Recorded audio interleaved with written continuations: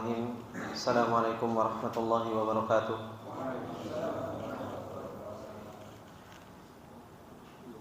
Innal hamdalillah nahmaduhu wa nasta'inuhu wa nastaghfiruh wa na'udzu billahi min shururi anfusina wa min sayyiati a'malina. May yahdihillahu fala mudilla lahu wa may yudlil fala hadiya lahu. Asyhadu an la ilaha illallah wahdahu la syarika lah wa asyhadu anna Muhammadan abduhu wa rasuluh salawatullahi wa salamuhu alaihi. Ya ayyuhalladzina amanu taqullaha haqqa tuqatih wa la tamutunna illa wa antum muslimun.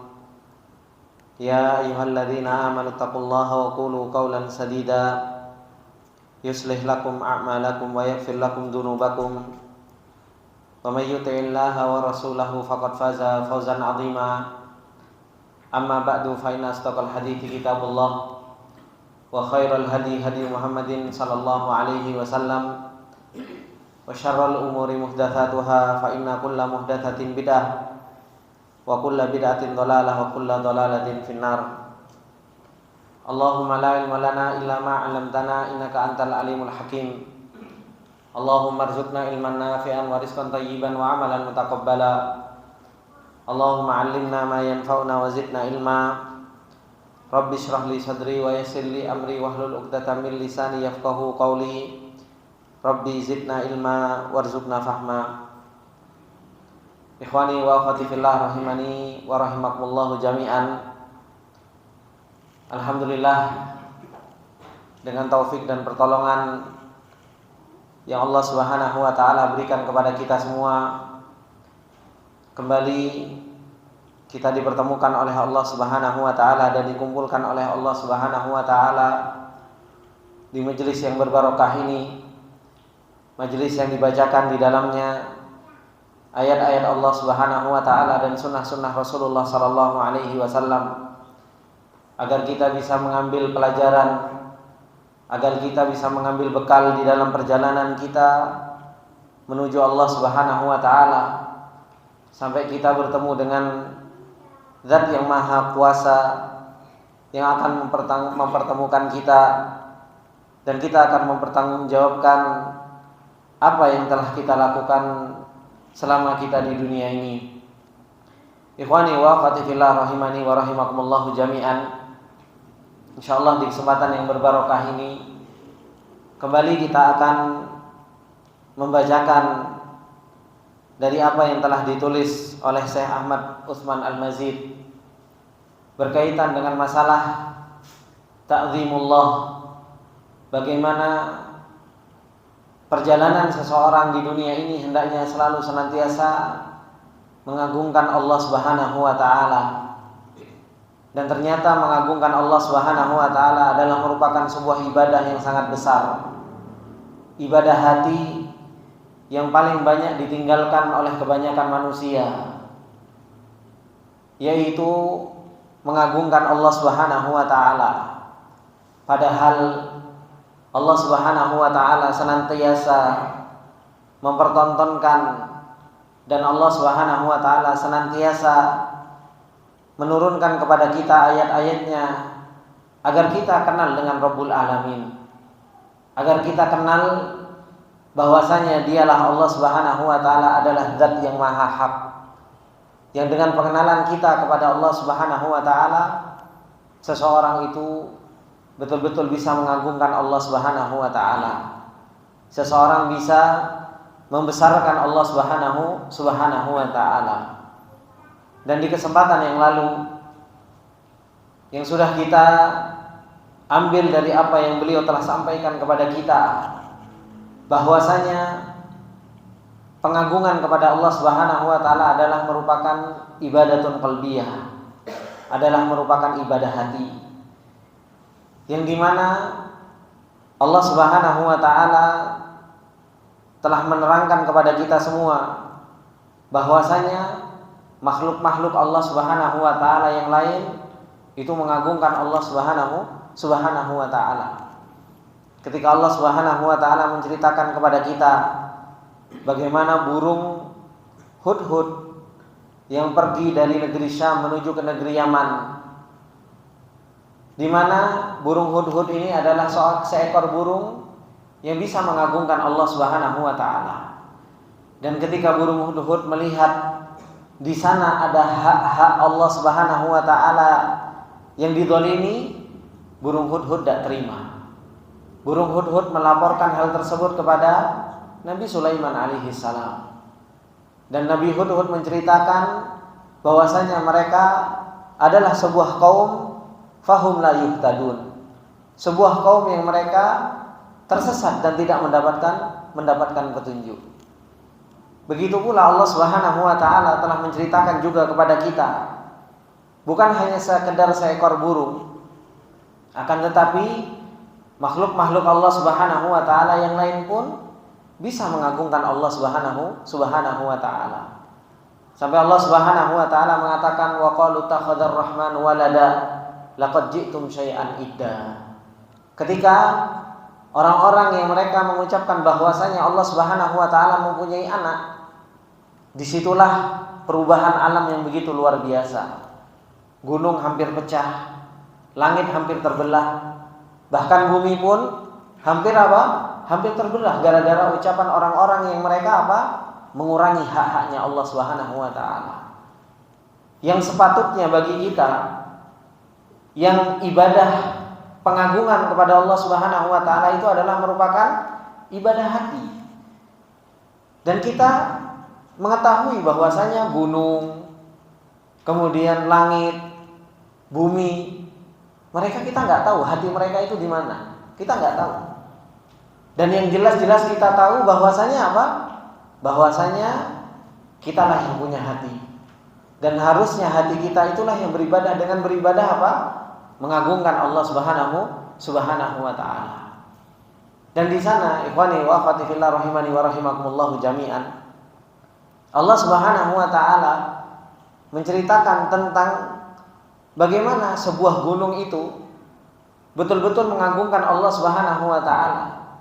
Yaitu ketika Allah Subhanahu wa taala mengatakan di dalam surat Al-Hasyr, yang Allah Subhanahu wa taala mengatakan lau anzalna hadzal qur'ana ala jabalin la ra'aitahu khashi'an mutasaddian min khasyatillah wa tilkal amthalu nadribuha lin-nas la'allahum yatafakkarun, kata Allah Subhanahu wa taala.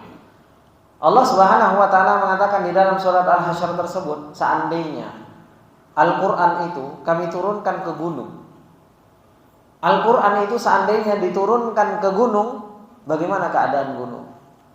La ra'aitahu khashi'an mutasaddian min khasyatillah. Maka gunung tersebut akan hancur dalam keadaan khusyuk. Semua karena khasyatan, karena rasa takut kepada Allah Subhanahu wa taala. Pengagungan yang begitu luar biasa. Pengagungan yang begitu luar biasa dari gunung tersebut, sehingga menjadikan batu itu bisa mengagungkan Allah. Batu itu bisa punya khosyah. Sekarang saya tanya lagi bapak-bapak, batu khosyah itu, rasa takut itu ibadah hati atau ibadah apa? Ibadah hati. Tapi ternyata batu gunung yang keras seperti itu bisa takut kepada Allah Subhanahu wa taala. Karena apa? Karena betul-betul bisa mengagungkan Allah Subhanahu wa taala. Makanya Allah Subhanahu wa taala mengatakan watilkal amsal, itu contoh. Nadribu halin nas, kami beri percontohan tersebut kepada manusia supaya apa, kata Allah Subhanahu wa taala? La'allahum yatafakkarun, supaya mikir. Supaya itu kita mikir, batu yang keras saja itu bisa takut, bisa mengagungkan Allah dan punya rasa khasyah. Dan kalau kita perhatikan bahwasanya rasa khasyah di dalam bahasa Arab itu ada khauf, takut. Di dalam bahasa Arab itu ada khauf, ada khasyah. Bedanya antara khauf dan khasyah, kalau khasyah itu dibarengi dengan ilmu. Nah, ketika Allah Subhanahu wa taala mengatakan khasyian mutasaddian min khasyatillah, ini menunjukkan bahwasanya batu kenal dengan Allah Subhanahu wa taala. Gunung itu kenal dengan Allah Subhanahu wa taala. Diturunkan Al-Qur'an bisa khusyuk, bisa tunduk, bisa taslim kepada Allah Subhanahu wa taala. Hati kita diturunkan Al-Quran oleh Allah Subhanahu wa ta'ala ke hati kita tetap gak karu-karuan. Hati kita gak bisa takut kepada Allah Subhanahu wa ta'ala.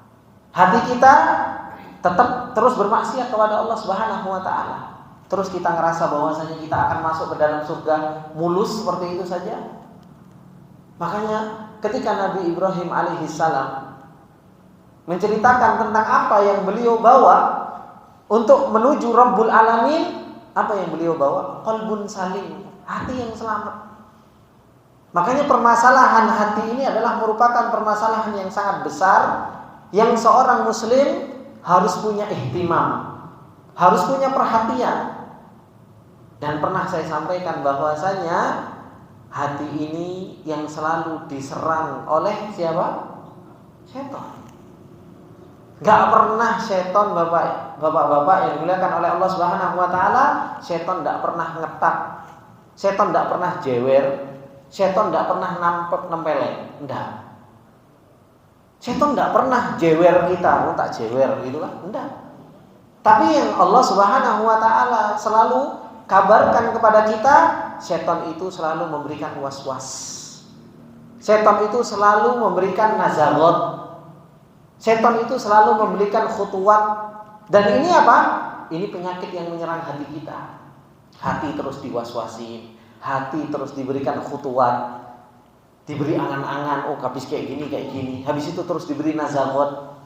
Nah, hal-hal yang demikian kebanyakan manusia apa? Kebanyakan manusia itu tidak pernah memperhatikan tentang masalah urusan hati. Yang diperhatikan hanya urusan apa? Urusan-urusan dohir terus. Yang diperhatikan bagaimana badan sehat.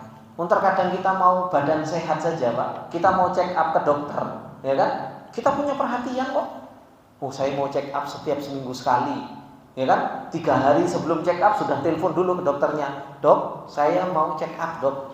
3 hari ke depan. Sudah bikin janjian. Kita kalau mau ngurusin kesehatan badan, janjian dulu, telepon gitu kan. Telepon rumah sakit gigi, telepon dulu janjian. Luar biasa persiapan untuk membuat badan sehat itu, perjuangan kita luar biasa.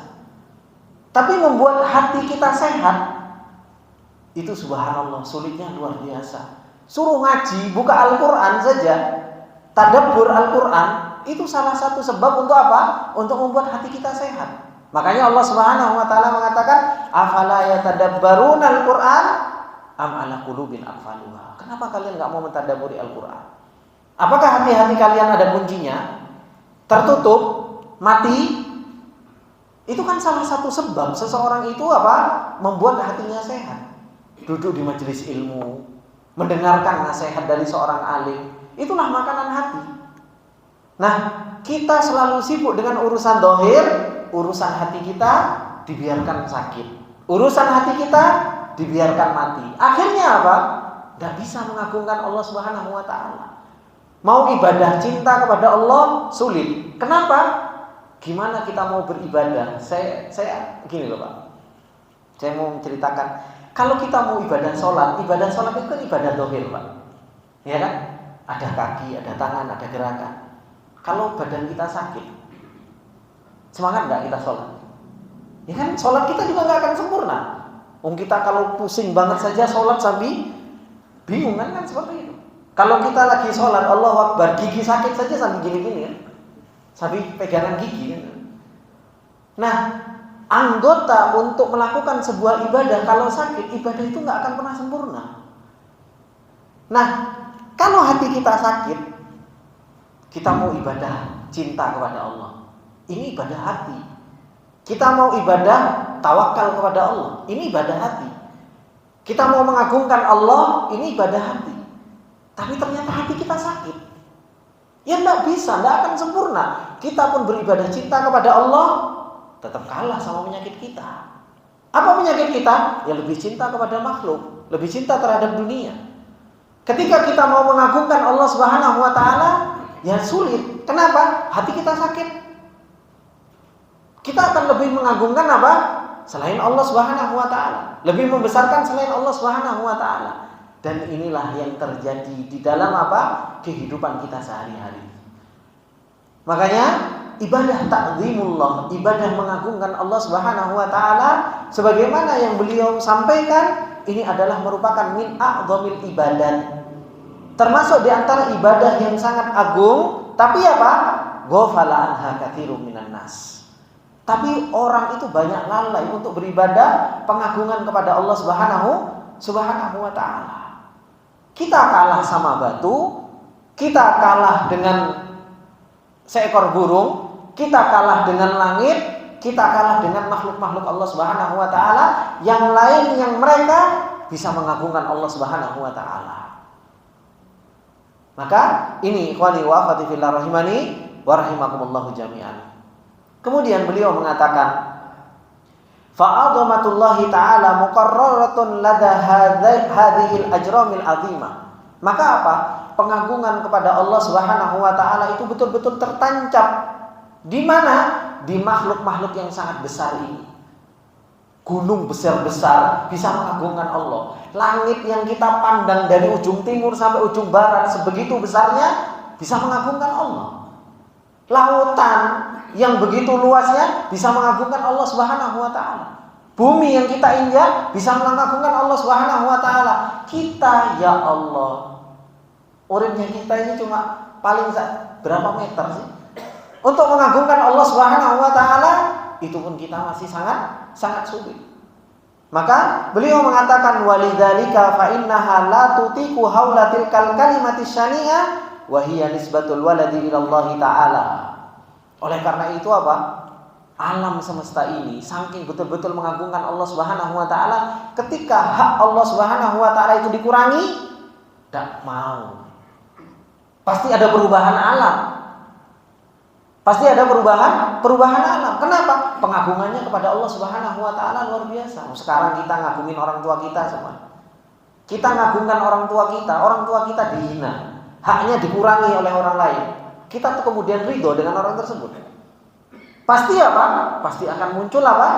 Muncul reaksi dari kita. Kenapa? Orang yang kita agungkan kok dihina, kok haknya dikurangi. Tapi terkadang kita melihat ada orang yang berbuat kesyirikan, ada orang yang mereka apa? Yang mereka mengatakan Allah Subhanahu wa taala punya anak, kita masih rangkul-rangkulan kok. Kita masih rangkul-rangkulan. Makanya hal-hal yang seperti ini itu semua kembali kepada apa? Kembali kepada bagaimana pengagungan kita kepada Allah Subhanahu wa taala. Ada hak sedikit dari Allah Subhanahu wa taala yang terkurangi, maka di situ akan muncul yang namanya apa? Kemarahan.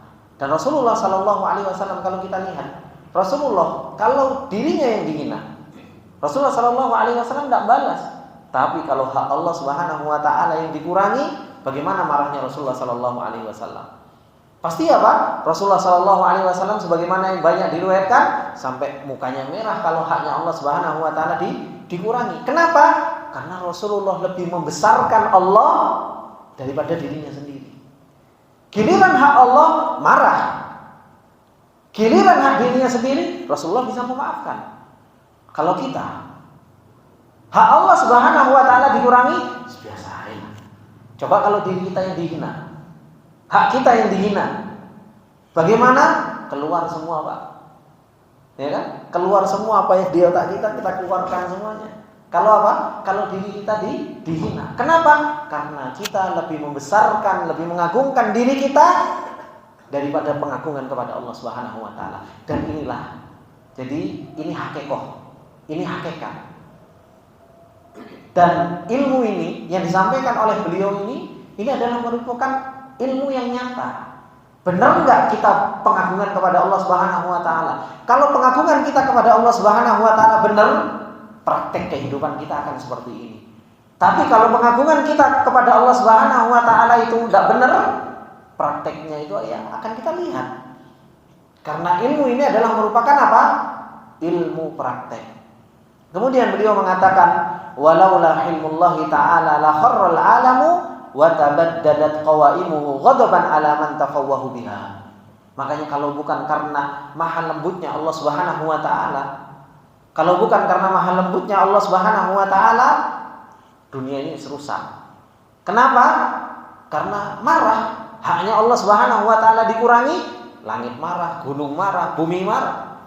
Tapi karena maha lembutnya Allah Subhanahu wa taala, semuanya masih dijaga oleh Allah Subhanahu wa taala. Makanya Allah jaga langit, Allah jaga bumi, Allah jaga lautan, semuanya dijaga oleh Allah Subhanahu wa taala.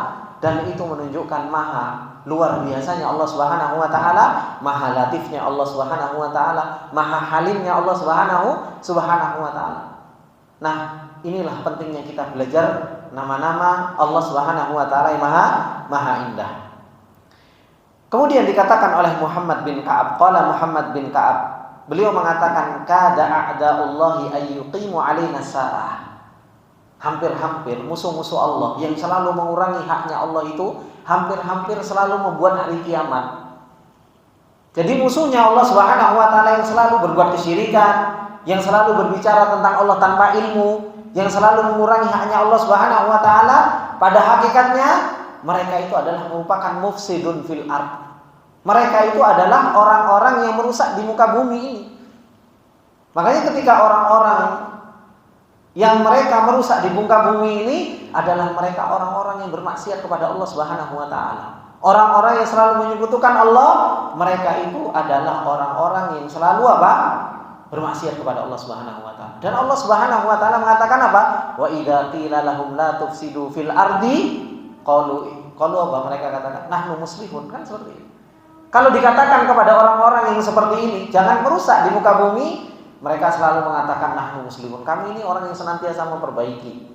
Senantiasa memperbaiki. Padahal hakikatnya kalau kita betul-betul tahu orang-orang yang mereka berbicara tentang Allah tanpa ilmu, kemudian berbicara mengurangi haknya Allah, berbuat kesyirikan kepada Allah, mereka itu adalah merupakan hakikatul mufsid. Hakikat orang-orang yang senantiasa apa? Senantiasa merusak tatanan alam semesta ini. Kemudian beliau mengatakan waqad dzakara Syekhul Islam Ibnu Taimiyah rahimahullahu taala alaqat at-ta'dhimi bil wahdaniyah. Syekhul Islam Ibnu Taimiyah rahimahullahu taala telah berbicara tentang hubungan antara pengagungan kepada Allah Subhanahu wa taala dan mentauhidkan Allah Subhanahu wa taala. Apa sih hubungannya? Kita selalu berbicara tentang masalah tauhid, ya kan? Bahkan kita kalau ditanya tauhid dibagi berapa? Hafal enggak? Apa ya kan? Tauhid dibagi 3 Ustaz, rububiyah, uluhiyah, asma wa sifat. Kalau ditanya definisi mungkin hafal. Tauhid rububiyah apa? Tauhid uluhiyah apa? Tauhid asma wa sifat apa?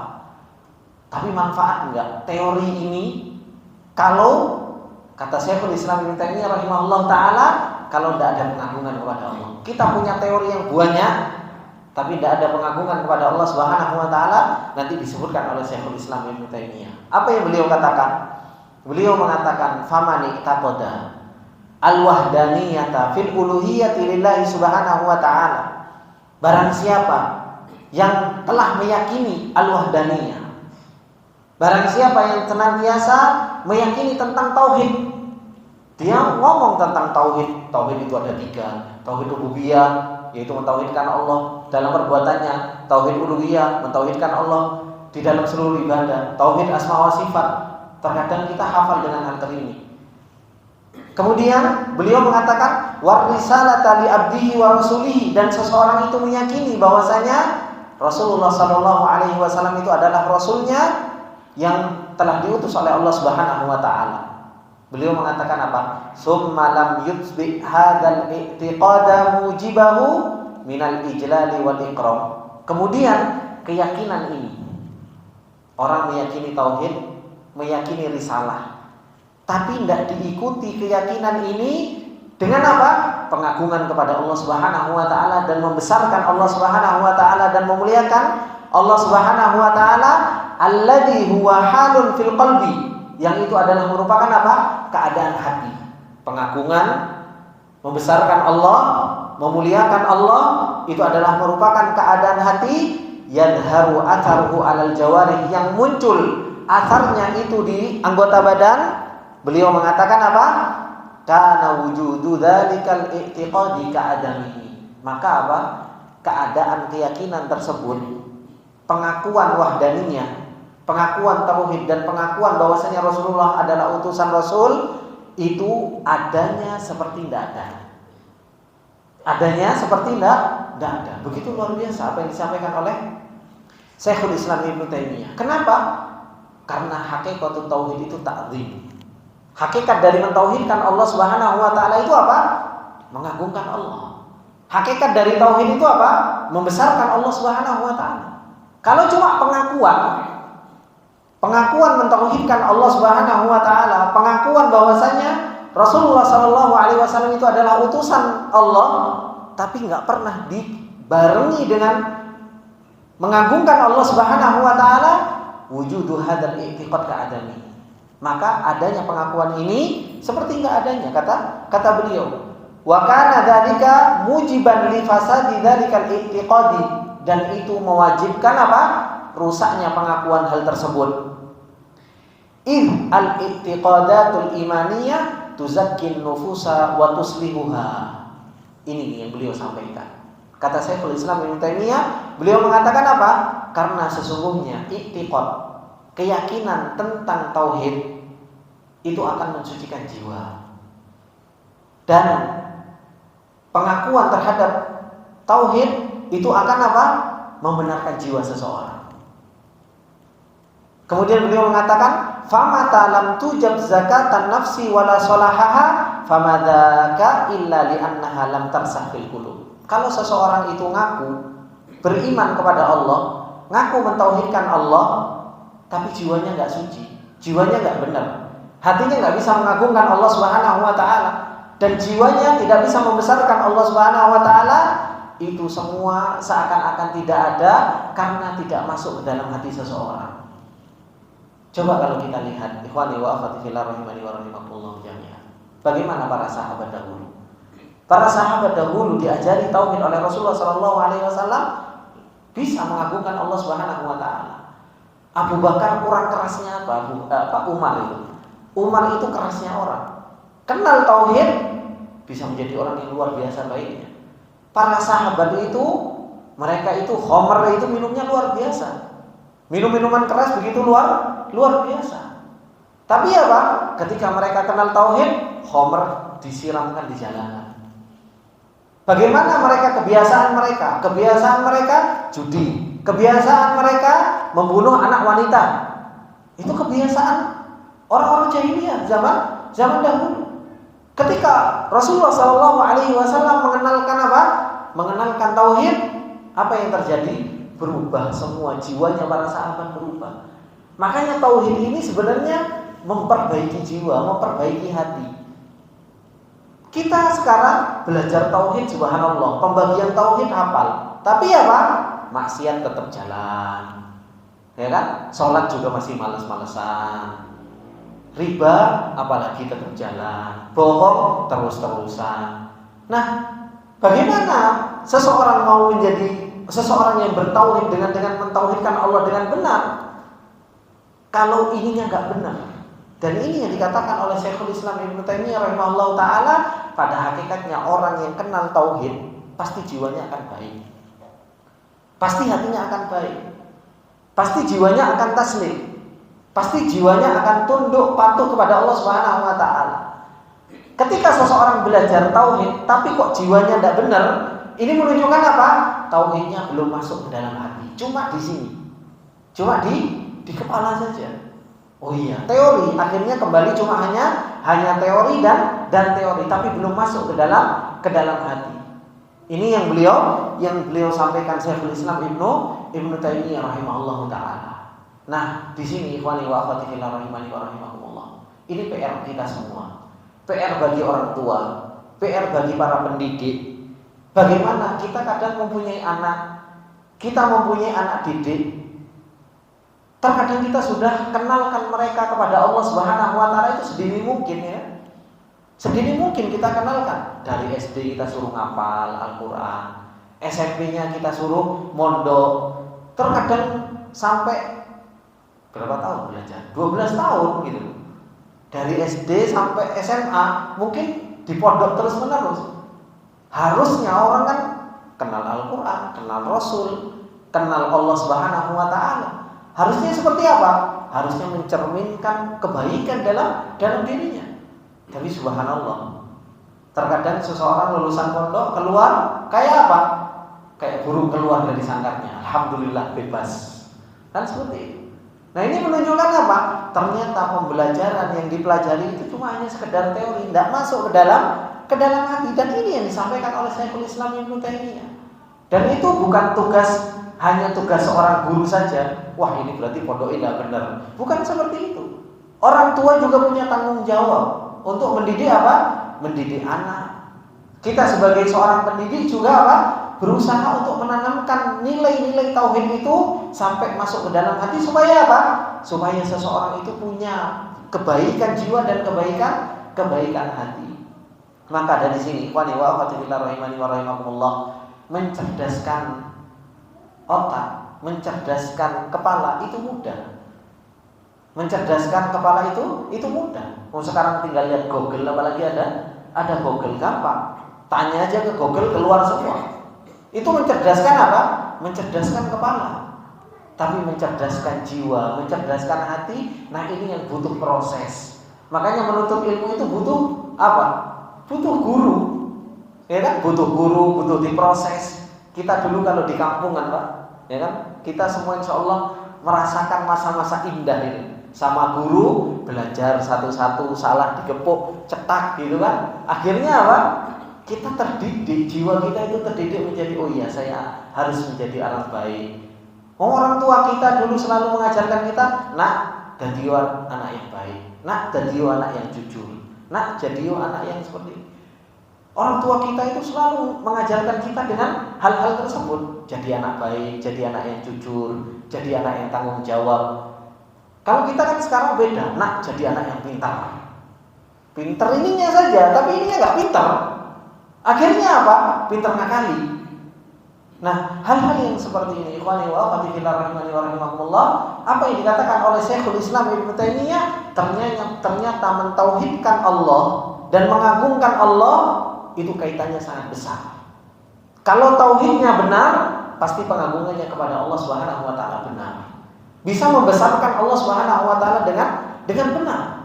Tapi kalau tauhidnya enggak karu-karuan, pengenalannya kepada Allah enggak karu-karuan, ya ini enggak akan bisa mengagungkan Allah Subhanahu wa taala.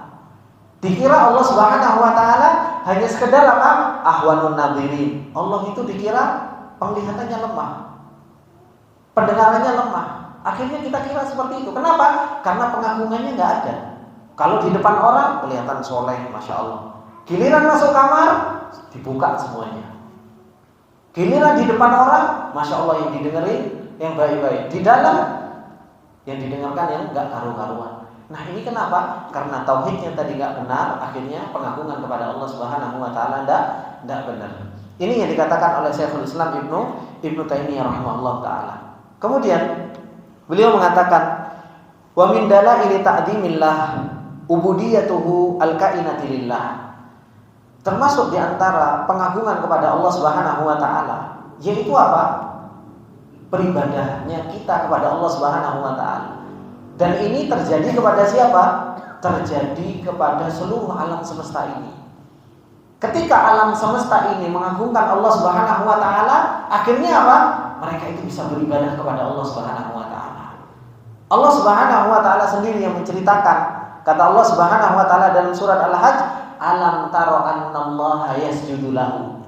Apakah kalian tidak melihat sesungguhnya Allah Subhanahu wa taala senantiasa sujud kepada Allah. Siapa yang sujud kepada Allah? Bukan hanya kita manusia, Pak. Tapi yang sujud kepada Allah Subhanahu wa taala man fis samawati. Seluruh yang ada di langit itu sujud kepada Allah Subhanahu wa taala. Bahkan disebutkan di dalam Baitul Ma'mur, orang yang beribadah, malaikat yang beribadah kepada Allah Subhanahu wa taala setiap harinya masuk berapa? 70.000. Kalau sudah masuk enggak keluar lagi. Itu tiap harinya. Makanya kita ini manusia, subhanallah, sudah banyak dosanya, mengagungkan Allah Subhanahu wa taala sulitnya. Kemudian apa? Kita sudah paling merasa aman dan paling merasa masuk surga. Padahal apa? Allah Subhanahu wa taala itu apa? Luar biasa. Yang di langit saja yang kita enggak tahu, itu sujud kepada Allah Subhanahu wa taala. Beribadah kepada Allah Subhanahu wa taala. Wa man fil ardi. Dan yang di bumi saja itu pun seluruhnya beribadah kepada Allah Subhanahu wa taala. Jangan dikira pohon, bebatuan, gunung, langit, lautan gak beribadah kepada Allah Subhanahu wa taala. Mereka semua beribadah kepada Allah Subhanahu wa taala. Mereka makhluk Allah Subhanahu wa taala. Wasyamsu wal qamaru wan nujumu wal jibal, kata Allah. Bahkan apa? Matahari. Matahari pun beribadah kepada Allah Subhanahu wa taala, tunduk kepada perintahnya Allah. Disuruh terbit dari timur, disuruh terbenam di barat. Bahkan ada nanti suatu hari Allah memerintahkan untuk apa? Kebaliknya, terbit dari barat dan taat kepada Allah Subhanahu wa taala. Begitu pula bulan, begitu pula nujum. Allah Subhanahu wa taala jadikan bintang-bintang itu beribadah kepada Allah Subhanahu wa taala. Wal jibal, gunung-gunung pun beribadah kepada Allah. Asyajar, pepohonan pun beribadah. Wad dawabu wa katsirun minan nas. Begitu pula apa? Binatang melata dan manusia pun beribadah kepada Allah Subhanahu wa taala. Nah, ini semua bentuk apa? Bentuk pengagungan makhluk itu kepada Allah Subhanahu wa taala. Maka kalau seseorang itu betul-betul mengagungkan Allah Subhanahu wa taala, akhirnya apa? Bisa beribadah kepada Allah Subhanahu wa taala dengan benar. Dan itu yang terjadi pada Rasulullah sallallahu alaihi wasallam. Makanya ketika Rasulullah sallallahu alaihi wasallam mengatakan, inni a'lamukum billah wa akhwafukum lillah. Sesungguhnya aku adalah orang yang paling kenal dengan Allah. Karena Rasulullah paling kenal, akhirnya paling apa? Paling takut kepada Allah Subhanahu wa taala. Sampai sholat malamnya kakinya apa? Bengkak. Ketika ditanya oleh Aisyah radhiyallahu taala anha, karena pengagungan begitu besar, apa kata Rasulullah? Afala akunu abdan syakura. Apa salah saya menjadi orang yang bersyukur kepada Allah Subhanahu wa taala? Pengenalan kepada Allah benar menghasilkan takut yang benar, menghasilkan rasa syukur yang benar, menghasilkan pengagungan kepada Allah Subhanahu wa taala yang benar. Dan inilah yang sepatutnya bagi kita, untuk kita apa? Untuk kita berusaha kenal kepada Allah Subhanahu wa taala dengan sebenar-benar pengenalan, akhirnya kita bisa mengagungkan Allah dan beribadah kepada Allah Subhanahu wa taala dengan benar. Ada. Nggih, monggo Pak.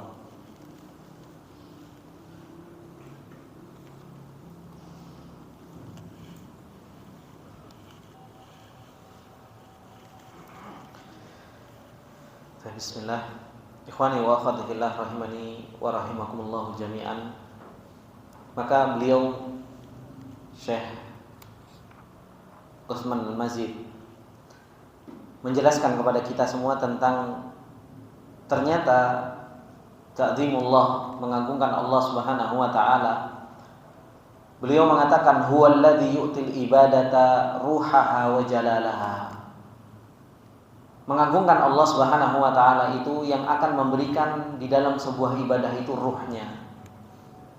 Kalau seseorang beribadah kepada Allah Subhanahu wa taala tanpa ada pengagungan, maka apa? Enggak ada ruhnya. Wa huwa alladhi yaj'aluha ibadatan maqbulatan khalisatan sahihatan tamata syuruti wal arkan. Ternyata mengagungkan Allah Subhanahu wa taala itu yang menjadikan ibadah itu apa? Diterima oleh Allah Subhanahu wa taala. Dan seseorang kalau mengagungkan Allah Subhanahu wa taala ketika beribadah akan menjadikan ibadah itu dilakukan dengan cara yang benar. Syarat-syaratnya didatangkan, rukunnya didatangkan. Dan ini bisa kita rasakan sendiri, ya Bapak-bapak. Kalau kita sholat, hati kita lagi bagus, hati kita lagi mengagungkan Allah Subhanahu wa taala. Bagaimana sholat kita? Sholat kita itu kayak ada ruhnya. Sholat kita nyaman. Bahkan mungkin dari takbiratul ihram saja, terkadang kita bisa udah mau nangis. Allahu Akbar. Sudah takbir saja sudah menjadikan hati kita itu kayak gemetar. Dan itu yang terjadi di zaman para salafus saleh. Dahulu zaman tabi'in disebutkan sebagian mereka ketika mau melakukan ibadah sholat karena betul-betul mengagungkan Allah, dalam keadaan wudu saja mereka sudah nangis. Kenapa? Pengagungan kepada Allah Subhanahu wa taala yang begitu besar, ada ruhnya. jalan wudu, kemudian membasuh muka, itu sudah menjadikan mereka apa? Hatinya sudah menjadikan mereka mengagungkan kepada Allah. Akhirnya apa? Sudah bisa meneteskan air mata. Coba kalau kita rasakan, kalau kita lagi sibuk dengan urusan dunia kita, kemudian kita sholat, bagaimana sholatnya? Allahu Akbar, Allahu Akbar. Ya enggak, Ustaz Karma? Nah, ada teman kebetulan datang dari Mekah. Nah, biasanya seperti itu, apalagi kalau dengan urusan apa? Urusan dunianya banyak kan, seperti itu. Biasanya ngurusi hotel apa dan sebagainya, jadi sholatnya cuma Allahu Akbar, cepet-cepetan gitu kan. Dengan urusan kerjaan, dengan urusan apa dan lain sebagainya. Karena apa? Karena ta'zimullah itu adalah merupakan ruhul ibadah. Mengagungkan Allah Subhanahu wa taala itu ruhnya ibadah. Makanya kita diperintahkan oleh Rasulullah sallallahu alaihi wasallam salat itu supaya apa? Mubakkiron, supaya kita datang lebih awal. Kenapa? Nyiapin hati. Nyiapin hati. Ketika Rasulullah sallallahu alaihi wasallam melakukan ibadah-ibadah yang lain, ibadah haji, diingatkan tentang apa? Diingatkan tentang urusan akhiratnya, tentang urusan Allah Subhanahu wa taala. Kenapa? Persiapan hatinya, ruhnya didatangkan. Pengagungan kepada Allah Subhanahu wa taala. Dan inilah yang menjadikan ibadah itu makbulah shahihah. Yang akan menjadikan apa? Ibadah itu menjadi ibadah yang diterima oleh Allah Subhanahu wa taala dan ibadah itu menjadi ibadah yang benar. Amma ibadatun bila ta'zim, adapun ibadah yang enggak ada pengagungan, maka apa? Fa innaha kal jasadi bila ruh, maka jasad tanpa ruh. Kalaupun sholat gerakan saja. Kalaupun orang itu umroh nih, tawaf, enggak ada pengagungan kepada Allah Subhanahu wa taala, ya cuma muter-muter aja, ibadah badan saja. Tapi kalau seseorang ketika dia muter, dia mendatangkan pengagungan kepada Allah Subhanahu wa taala, derodos air matanya. Setiap langkah dia akan ingat dengan kesalahan, ingat dengan kebaikan Allah. Ketika seseorang mungkin di Arafah, seseorang akan apa? Oh, ini perintahnya Allah Subhanahu wa taala. Tapi betapa banyak orang melakukan ibadah badannya, ya badannya saja. Hatinya enggak pernah dibawa untuk beribadah. Dan ini yang dikatakan oleh beliau, ibadatun bila ta'zim, ibadah tanpa mendatangkan hati itu kal jasadi bila ruh. Jasad tanpa ada ruhnya. Walidzalika qala Ibnu Qayyim, oleh karena itu Ibnu Qayyim rahimahullah taala mengatakan wa ruhul ibadati huwal ijlalu wal muhabbah. Maka ruh ibadah itu pengagungan kepada Allah dan rasa cinta kepada Allah Subhanahu wa taala. Itu ruhnya. Ruh dari ibadah itu apa? Pengagungan dan rasa cinta kepada Allah Subhanahu wa taala. Kalau ini enggak ada, pengagungan kepada Allah enggak ada, rasa cinta enggak ada, hanya sekedar gerakan. Ngaji saja, Pak, ngaji. Bapak pernah merasakan pasti, saya yakin. Setiap kita itu pernah merasakan. Terkadang kita ngaji baru a'udzubillahi minasyaitonirrajim. Hati kita bisa nangis kok. Ngaji satu ayat itu bisa nangis. Tapi terkadang kita ngaji berlembar-lembar, ya biasa saja. Kenapa? Ada terkadang kita ngaji, kita datangkan hati kita, pengagungan kepada Allah. Ya Allah, luar biasa Allah ini. Tapi terkadang kita ngaji, ya sekadar ngaji, sekedar baca. Makanya Abu Bakar radhiyallahu taala anhu dikatakan oleh Aisyah baka. Abu Bakar itu penangis gitu. Gak bisa mendengarkan satu ayat, gak bisa baca satu ayat, nangis. Kenapa? Hatinya betul-betul luar biasa pengagungan kepada Allah Subhanahu wa taala. Dan itulah yang dikatakan oleh para ulama tentang Abu Bakar, yang menjadikan Abu Bakar itu tinggi di sisi Allah, ma waqara fi qalbihi, apa yang tertancap di dalam hatinya, bagaimana mengagungkan Allah Subhanahu wa taala. Sehingga enggak melakukan sebuah ibadah, luar biasa pengagungan kepada Allah. Akhirnya apa? Ibadahnya diterima oleh Allah Subhanahu wa taala. Ini yang dikatakan oleh Ibnu Qayyim rahimahullah taala, ruhul ibadah huwal ijlal wal muhabbah. Ruhnya ibadah itu pengagungan kepada Allah, membesarkan Allah dan didasari dengan rasa cinta ketika beribadah kepada Allah Subhanahu wa taala. Kalau salah satu dari keduanya enggak ada, akhirnya apa? Fasadat, rusak ibadahnya. Hanya sebuah gerakan. Fa idza iktarana bihadaini tana 'alal mahbubil mu'azzam fadzalika haqiqatul hamd. Kalau rasa pengagungan, rasa cinta dibarengkan dengan rasa pujian, Ini yang disebut dengan apa? Alhamdulillah. Makanya ketika kita mengatakan alhamdulillahirabbil alamin, segala bentuk pujian itu adalah milik Allah. Kita itu muji Allah bukan hanya sekedar muji tok. Tapi apa? Didasari dengan pengagungan, didasari rasa cinta. Kenapa Allah dipuji? Ya karena memang Allah baik. Kenapa Allah dipuji? Nama-namanya memang indah. Kenapa Allah dipuji? Perbuatannya luar biasa kepada makhluknya. Adilnya luar biasa. Perbuatannya Allah selalu didasari karunia dari Allah Subhanahu wa taala. Akhirnya apa? Tumbuh pengagungan yang begitu luar biasa. Pujian yang didasari pengagungan dan cinta, itulah alhamdulillah. Tapi kalau pujian saja tanpa didasari itu disebut apa? As-sana di dalam bahasa Arab. Terkadang saya muji ada orang ganteng. Cuma pujian ganteng tanpa saya mengagungkan, tanpa ada yang lainnya. Tapi kalau kita memuji Allah Subhanahu wa taala harus didasari dengan apa? Pengagungan dan rasa cinta. Kemudian beliau mengatakan, "Wan Nabiyyu sallallahu alaihi wasallam lamma sa'alahu Jibril 'anil ihsan."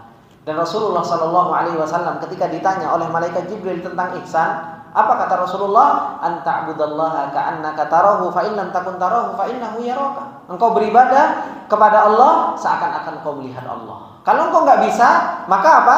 Allah lah yang melihat engkau. Wa hadhihi al-muraqabatu fil ibadah hiya tariqatut ta'zim. Dan ini muraqabah, merasa diawasi di dalam ibadah, ini adalah merupakan jalan supaya kita bisa mengagungkan Allah Subhanahu wa taala. Terus merasa diawasi oleh Allah Subhanahu wa taala. Makanya pernah saya ceritakan tentang bagaimana sih tingkatan ihsan itu. Dan kita berusaha untuk sampai tingkatan ihsan itu. Tingkatan Islam, iman, dan ihsan. Tingkatan yang paling tinggi itu tingkatan ihsan. Kita beribadah kepada Allah seakan-akan kita melihat Allah Subhanahu wa taala, bukan melihat dengan mata telanjang kita, enggak, tapi melihat dengan mata hati kita. Bagaimana hati kita kenal dengan perbuatan Allah? Bagaimana hati kita kenal dengan maha baiknya Allah, dengan nama-nama Allah Subhanahu wa taala? Akhirnya apa? Kita melihat perbuatan-perbuatan Allah itu indah. Kita melihat perbuatan-perbuatan Allah Subhanahu wa taala itu begitu indah.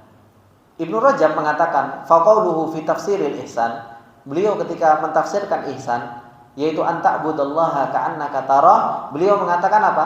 Yushiru ila annal 'abda ya'budullaha ala hadhihi sifat. Bahwasanya seorang hamba hendaknya senantiasa menyembah Allah itu sesuai dengan sifat ini, yaitu apa? Seakan-akan kau melihat Allah. Wa hiya istihdaru qurbihi, yaitu bagaimana seseorang itu apa?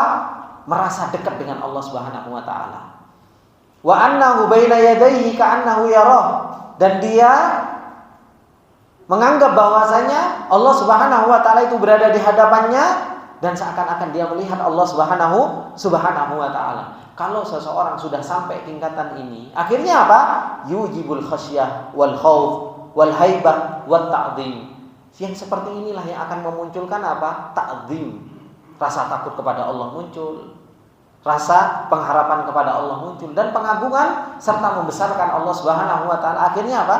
Akhirnya muncul dari apa? Dari ketika seseorang itu ketika beribadah kepada Allah Subhanahu wa taala seakan-akan melihat Allah Subhanahu wa taala. Dan enggak mungkin sampai tingkatan ini kalau apa?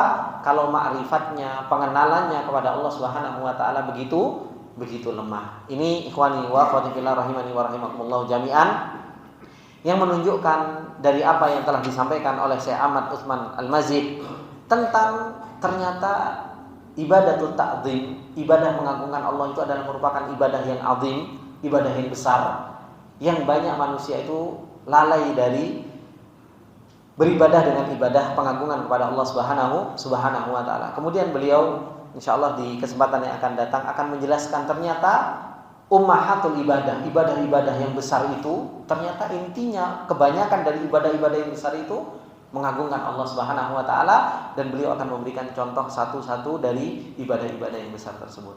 Ini yang bisa kita ambil dari apa yang beliau sampaikan, dan semoga ini bermanfaat buat kita semua. Semoga ini menjadi amal ibadah di sisi Allah Subhanahu wa taala, dan apabila ada benarnya itu datangnya semata-mata dari Allah Subhanahu wa taala. Apabila ada salahnya itu datangnya dari saya pribadi, dan saya minta maaf atas segala kesalahan dan khilafan. Subhanakallahumma wa bihamdika asyhadu an la ilaha illa anta astaghfiruka wa atubu ilaik. Assalamualaikum warahmatullahi wabarakatuh.